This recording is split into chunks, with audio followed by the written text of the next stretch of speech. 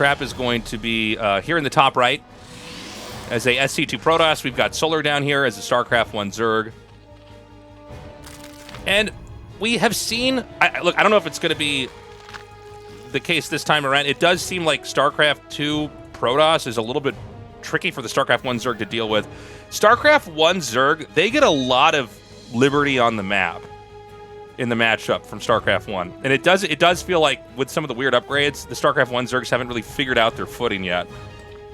Yeah, I mean, Charge is super good. Glaive Adepts are really good. The fact that Warp Gate exists at all is really good. Yeah, that's just an incredibly powerful feature that StarCraft 2 race has. But I want to point out, and I don't feel like we've had much of this, but you can be really cheesy with StarCraft 1 Zerg.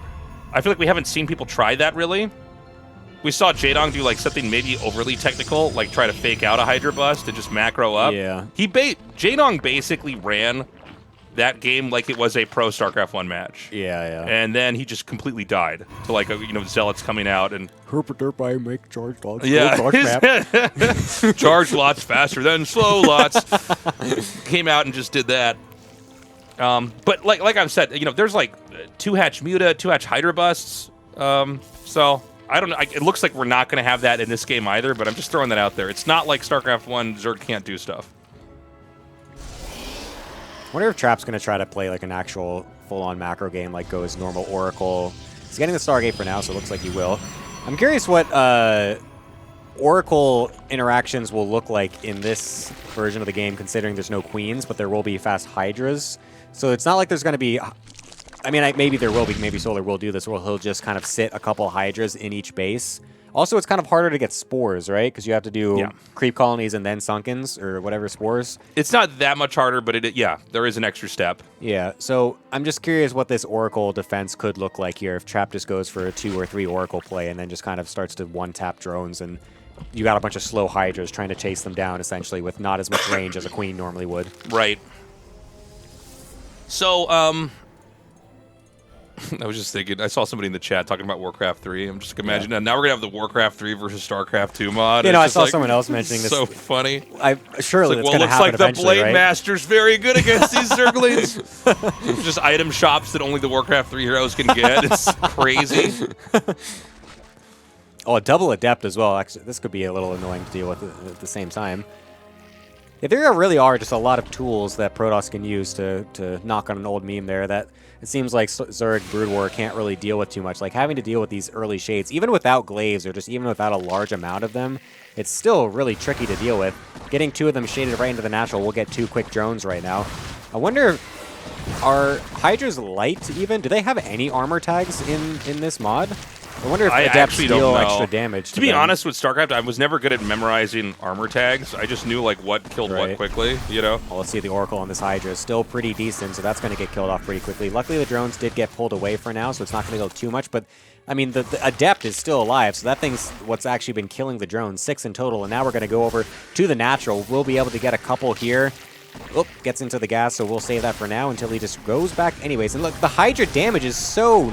It's not that good when it's only just one of them sitting here, so the Oracle just can kind of ignore it entirely. We've had 14 drones killed. This is actually becoming insane. Yeah, and the second Oracle is also dealing insane amount of Trap damage. is going up to a 3rd base.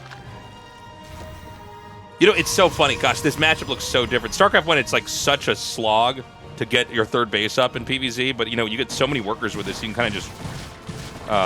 expand right away. Trap has no units back at home to defend those, the thing, so he's going to have to sacrifice this 3rd base, has to cancel that, getting an extra shield battery and trying to get glaives up as fast as he can here. The Oracle is going back into the natural here. We'll try to kill a couple more drones, and they will be successful at doing so, but how is he going to defend this many Hydras up here? Do they actually deal enough damage to break down this these gateway units that are buffed by the shield batteries? It looks like the answer is no. That's without overcharge being used as well. We didn't even have to pull overcharge as Trap there. He had like 4 units. So I feel like Solar has really been thrown off as far as what he wants to do. He did get that little victory in denying the 3rd Nexus, which is a pretty big deal. But that Nexus is already being remade. How many hatcheries does the StarCraft 1 Zerg have? Is it 4? Okay.